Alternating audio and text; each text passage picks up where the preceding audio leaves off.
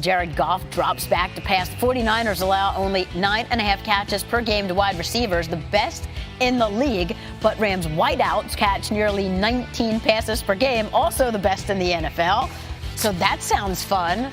Field, who comes out on top in this one? Man, this is like choosing between two heavyweight boxers that have gone toe-to-toe for several rounds here, Susie. But I give the edge just slightly to the Rams wide receivers if we do think that Brandon Cooks, who has been limited this week because he's been in the concussion protocol, is able to play on Sunday. Maybe it's just a bit more of a sample size. Maybe it's more of a trust factor, having seen them done it for longer. And obviously, this is the biggest test for the 49ers secondary all season. How about some history that's on the line here? If Cooper Kupp has 9 catches and a touchdown on Sunday, he'd become the first player in NFL history to do that in 4 straight games. He's emerged as the go-to guy, which is crazy because at different times of their career, Robert Woods has been the go-to guy, and Brandon Cooks, by the way, is the one with the $80 million contract out of those 3 players. Such good depth there in that L.A. passing game. Yeah, so let's flip it. So for the Niners on offense, they have a top 5 rush offense, but now have to contend with injuries to their fullback, Kyle Juszczyk, right tackle, Mike McGlinchey, both out for at least a month.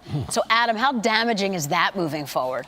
Well, Susie, this is a situation that the Niners never have encountered before, I don't believe. Kyle Shanahan never has. You're missing both your starting offensive tackles. So when they play the Rams on Sunday, their left tackle will be a rookie 6th-round pick, and their right tackle will be a former player from the AAF.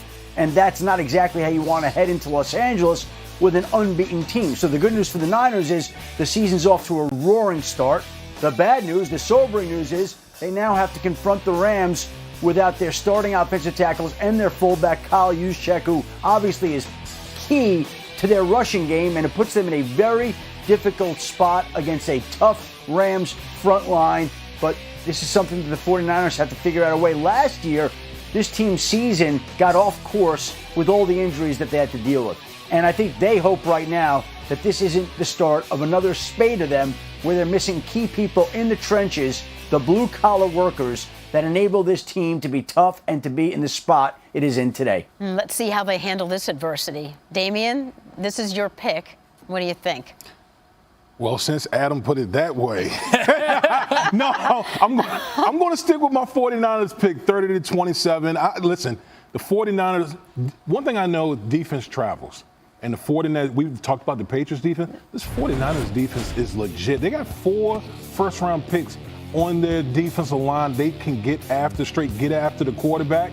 And the one thing about the Rams, particularly their offensive line, they haven't played as well as they played the past few years. So I think this is an area where the 49ers can really have an advantage over the Los Angeles Rams. Yeah, we saw that defense up close and personal last week. Now that the rookie Nick Bosa is healthy, woo, that D-line, yeah.